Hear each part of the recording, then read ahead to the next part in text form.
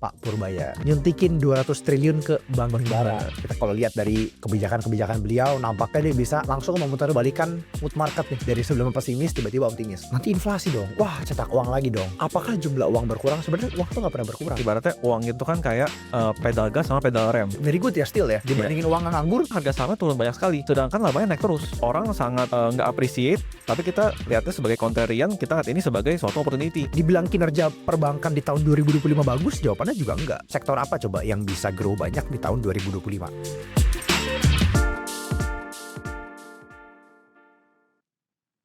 Halo Bapak Ibu, welcome to Think. Think sendiri adalah investment club dan juga research house yang bisa menjadi one-stop solution untuk kalian yang tertarik investasi jangka panjang. Bahkan kalau kalian belum mengerti sama sekali apa itu saham, Think akan menjadi one-stop solution untuk kalian. Di Think, kita memiliki 3 pilar utama. Yang pertama, kurikulum. Kalian akan dibimbing sesuai dengan modul pembelajaran kita dari nol sampai benar-benar paham di dunia investasi. Mulai dari baca laporan keuangan sampai gimana caranya kita bisa menentukan nilai wajar suatu perusahaan dan mencari ide-ide yang menarik di pasar saham. Pilar kedua, investment. Kalian akan mendapatkan investment research untuk memperluas circle of competence kalian, di mana research ini berdurasi sekitar 4-6 jam untuk memperdalam keyakinan dan circle of competence kalian.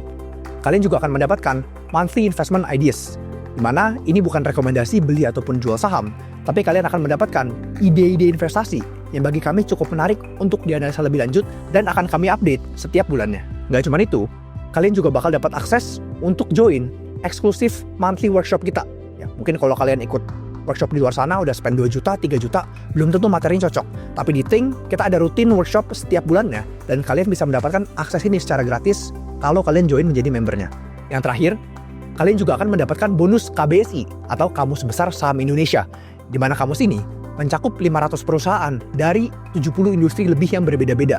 Pilar ketiga, dan yang terpenting, kalian akan mendapatkan akses untuk join ke Think Exclusive Club, di mana setiap hari kita ada daily discussions mengenai update saham, info-info yang sedang menarik, beserta panduan daripada senior analis Think untuk membantu proses perjalanan investasi kalian. Yuk, gabung ke Think sekarang dan mulai perjalanan investasimu bersama kami. Let's think dan earn together. Halo teman-teman, welcome to Chatting. Hari ini sama Arnold deh, kita ingin bahas kebijakan baru dari Pak Purbaya. Nyuntikin 200 triliun ke Bank Himbara. Ya, teman-teman bisa lihat footage beritanya di sini tuh rame banget ya. Ganti Kementerian Keuangan.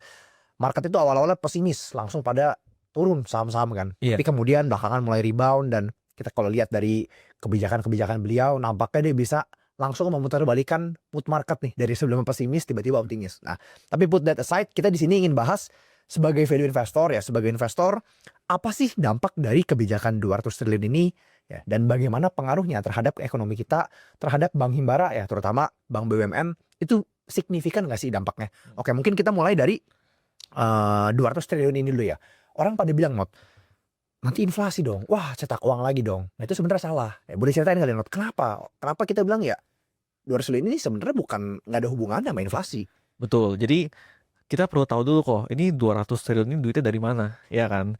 Nah 200 triliun ini bukan dari cetak uang, tapi dari uang tersebut tuh dari BI dulu, ya kan? Itu 200T ngendep di BI, tapi akhirnya dikeluarin lah untuk diputar ke perbankan.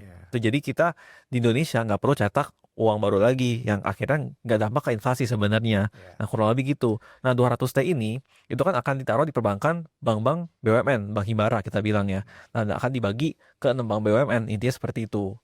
Ya, jadi teman-teman bisa lihat di beritanya, itu kan belum ada rinciannya ya, bank siapa terima berapa. Cuman kurang lebih akan dibagi kepada 6 bank Himbara. Ya, most likely sih harusnya Bank BRI dapat, pasti. Bank Mandiri dapat, Bank BNI dapat. Ya, kemudian BRIS dapat. Nah, duanya lagi siapa? BTN. Satu lagi yang belum tahu nih. Ya, we don't know for sure. Tapi kurang lebih ya 6 bank itu seharusnya pasti dapat. Ya, tinggal dapatnya berapa, gimana dampaknya, coba kita pikir bareng-bareng ya. Let's say nih ya, 200 triliun Not, kita anggap bagi 6 bank deh. Anggap bagi rata dulu deh. Berarti satu bank kurang lebih dapat 35 triliun. 30 sampai 35. Kita bubulatin 30 deh biar gampang ya, 30 triliun. Beliau juga ada sempat bilang, Not, 30 triliun ini itu nggak boleh diinvestasikan ke surat-surat berharga lagi. Jadi memang harus di-push ke real economy. Nah, I think ini sebenarnya kebijakan yang bagus, di mana uangnya itu dipaksa muter di roda ekonomi kita. Kalau sebelumnya uang itu nyangkut, orang pada beliin surat utang lagi, beli deposito lagi, uangnya kan nggak muter. Betul. Kenapa kadang ekonomi itu bisa terjadi krisis, bisa terjadi pertumbuhan yang signifikan? Apakah jumlah uang berkurang? Sebenarnya uang tuh nggak pernah berkurang. Betul. Malah terus selalu bertambah. Iya. Tapi kenapa kok kayak kesana uang itu seret banget? Karena nggak muter.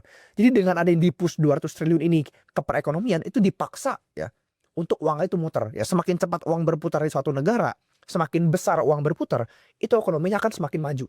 Tapi kalau uangnya nggak diputar, orang pada nabung semua. Aduh, kayaknya lagi nggak menentu nih, lagi krisis.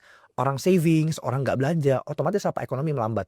Jadi makanya kalau kita perhatiin, setiap terjadinya krisis, pemerintah pasti keluarin insentif apa? Pajak diturunin, seperti pas 2020-2021 COVID, subsidi mobil, rumah nggak ada DP, rumah nggak ada PPN, itu kan nge-push apa? Orang biar belanja. Semakin banyak orang belanja, oke, perusahaan properti dapat income.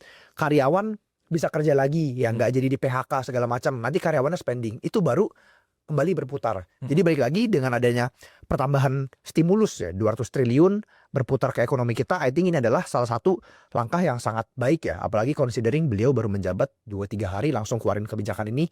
Kalau kita lihat so far ini sangat gercep. Ya tinggal kita lihat eksekusinya seperti apa, kita doakan yang terbaik untuk Pak Purbaya. Langsung back to the topic. 200 triliun kita bagi terhadap 6 bank himbara. Oke. Berarti satu bank kurang lebih 30-an triliun kan. Betul. Kira-kira dampak ke bottom line not? Gimana Not? Mungkin bisa kasih tahu kerangka berpikirnya roughly aja dulu. Oke, jadi kita hitung kasar dulu ya kok ya. Tadi kan dapat 30T.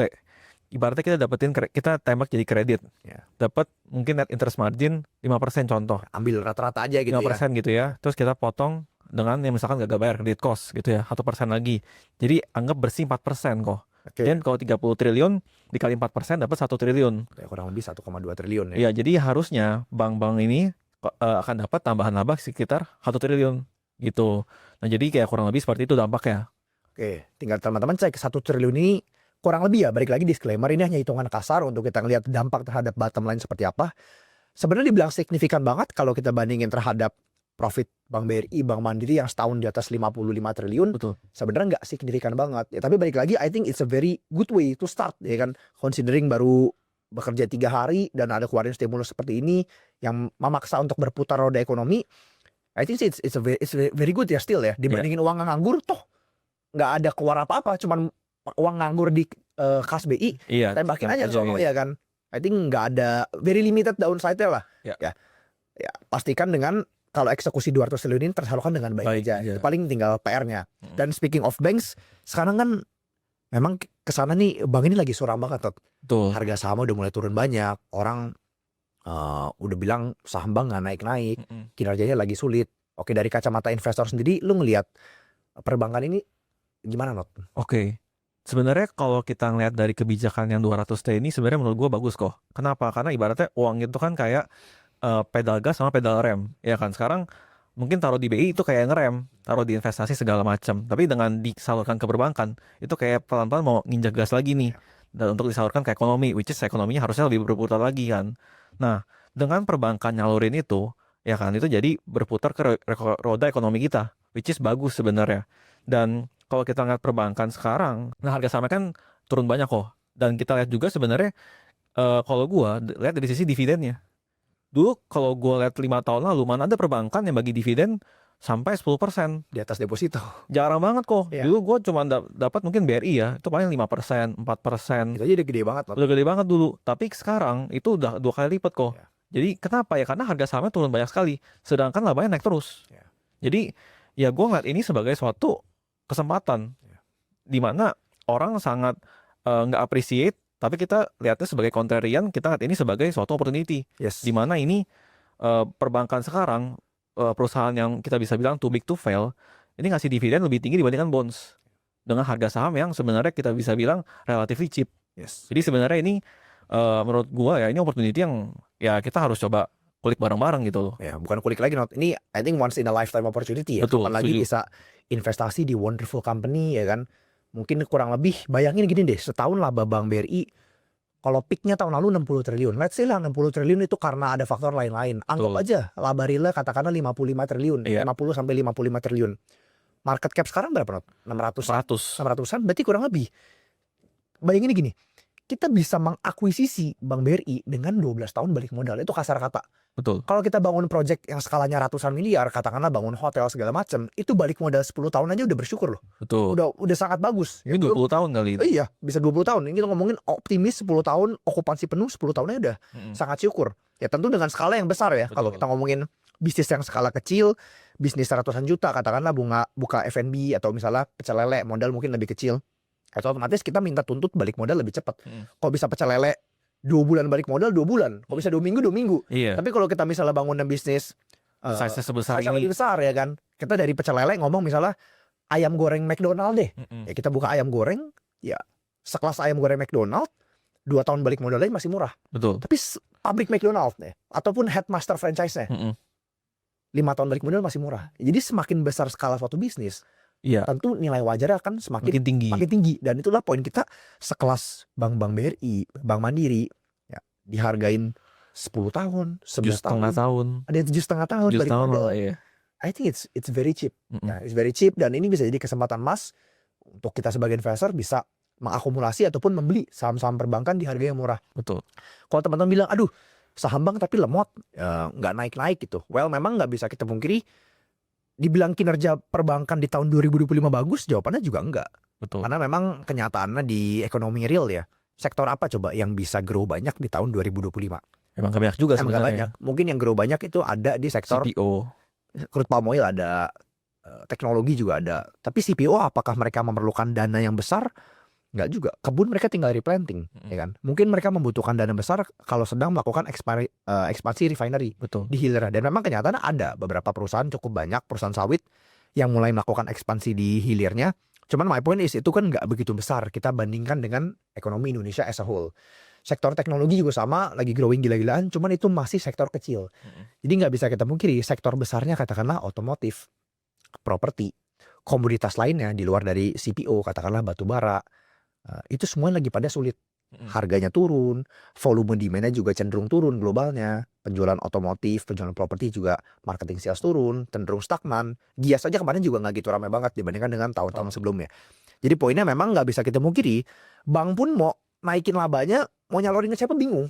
Betul. Iya dong, mereka mau ningkatin kredit. Teman-teman jangan pikir, aduh labanya kecil. Kita cek dulu, laba itu datangnya dari mana? Dari omset. Gimana bank bisa menghasilkan omset? Mereka harus nyalurin kredit dulu. Kredit, dipotong biaya-biaya, potong yang gagal bayar baru dapat profit. Nah kalau kredit yang mereka salurin aja nggak banyak opsinya, gimana mereka mau bisa mendapatkan revenue yang besar? Betul. Gimana mereka mau bisa mendapatkan net profit yang besar? Ya, tapi kalau teman-teman pelajarin the economic cycle, ya memang nggak bisa kita mungkiri, nggak mungkin setiap tahun itu ekonomi terus bertumbuh. Ada kalanya ekonomi bertumbuh banyak, ya. Ada kalanya ekonomi itu lebih ngerem. Ya, pertumbuhan M2 juga sama. Ya mungkin lu boleh ceritain kan, kira-kira hubungan dengan adanya pertambahan uang beredar, ya. Kan uang beredar setiap tahun naik, tapi kan naiknya juga beda-beda tuh. Iya. Ada yang naiknya banyak, ya. Katakanlah ketika terjadi COVID, itu uang supply naik banyak banget. Betul. Dampaknya kira-kira gimana ke perbankan? Begitu pula sebaliknya. Kalau M2 lagi diperketat seperti tahun 2024, kira-kira dampaknya gimana ke perbankan kita? Oke, nah jadi kan dampak dari M2 ini kepada perbankan, intinya apa? Semakin banyak uang beredar, semakin banyak M2, perbankan itu akan semakin banyak dapat deposit. Ya kan, karena uang itu dicetak akhirnya lari pasti ke perbankan juga kan kok, ke depositnya mereka. Nah siapa yang bisa capture pertumbuhan M2 ini? Ya biasanya pasti bank-bank besar seperti BCA, BRI, Mandiri, BNI gitu ya. Nah tapi gimana kalau misalkan M2-nya itu sedikit lebih lambat dibandingkan dengan biasanya? Ya pasti perbankan juga akan kesulitan dapetin deposit, di mana akhirnya perbankan ini akan nawarin bunga yang lebih besar supaya bisa ngerebut kompetitor gitu. Jadi at the end ya ini sebenarnya tergantung cycle-nya aja. Ya mungkin sekarang cycle-nya lagi cenderung lebih pelan, tapi sekarang udah mulai kembali lagi nih, udah naik lagi. Jadi ya tergantung pasti. Ya sebenarnya. Jadi teman-teman kalau penasaran, emang apa sih kenapa bank itu diuntungkan kalau uang beredar semakin banyak? Simpelnya 200 triliun tadi teman-teman yang kita ngomong di awal video. Bank dapat tambahan 200 triliun, mereka bisa tembakin, salurin, ya otomatis apa? Potensi kredit disalurkan semakin banyak, dikarenakan depositnya meningkat, omsetnya makin besar, ya otomatis apa? Omsetnya makin besar, uang pool mereka makin banyak, mereka bisa salurin uang dengan biaya yang lebih murah, ya lebih rendah. Pengusaha-pengusaha yang mau melakukan ekspansi juga lebih berani. Oh bunganya rendah, ayo deh kita beli lagi, kita ambil uangnya, kita lakukan ekspansinya berhasil, ya kan, karyawan semakin banyak dan roda ekonomi kembali berputar. Jadi poin dari perbincangan kita hari ini, I think kebijakan beliau ini untuk mentransfer 200 triliun kepada Bank Himbara adalah kebijakan yang sangat bagus ya untuk it's a nice way to start boost the economy, even though mungkin terkesan belum terlalu signifikan, tapi it's a very nice way to start.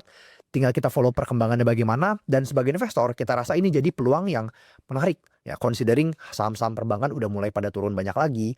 Kinerjanya memang 2025 bukan kinerja yang the best year, tapi baik lagi sebagai investor jangka panjang kita jangan hanya melihat 1-2 tahun aja. Kita ngeliat coba 5-10 tahun ke depan ya.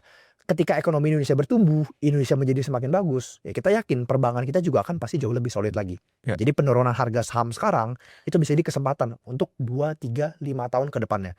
Jadi pasti teman-teman kalau mau bisa tahu gimana caranya kita bisa mengidentify perbankan mana yang bagus, variabel-variabel kuncinya apa aja, langsung klik link di deskripsi kita. Itu ada kita kupas tuntas. Gimana caranya kita bisa melihat bisnis Bank BRI. Itu ada kita ceritain ya dengan detail gimana caranya kita sebagai investor bisa melihat ya bank yang bagus ya, faktor-faktornya apa aja, sampai ke kira-kira gimana cara kita bisa memberikan evaluasi terhadap perusahaan-perusahaan perbankan. So that's it teman-teman, video chatting kali ini ya kita doakan yang terbaik untuk negara kita, untuk Menteri Keuangan terbaru kita ya. Semoga rencananya bisa tereksekusi dengan baik dan juga dengan maksimal ya. Thank you teman-teman, see you on the next chatting.